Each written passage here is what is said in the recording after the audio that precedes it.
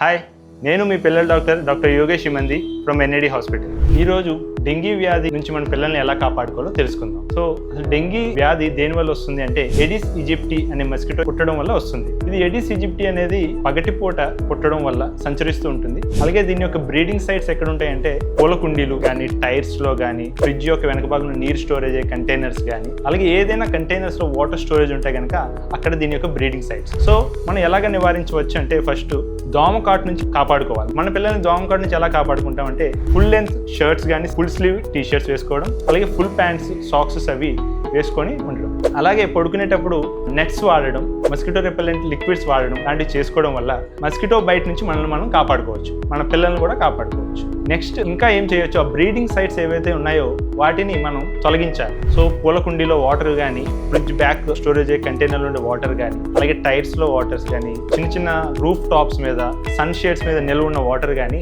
మనం దానికి ఎప్పటికప్పుడు వారానికి ఒకసారి దానిని నిర్మూలించాలి. దానివల్ల దాని యొక్క బ్రీడింగ్ సైట్స్ ని మనం నిర్మూలిస్తాం. వచ్చిన తర్వాత ఎలాంటి జాగ్రత్తలు తీసుకోవాలనే దాని గురించి నెక్స్ట్ వీడియోలో మాట్లాడుతాం.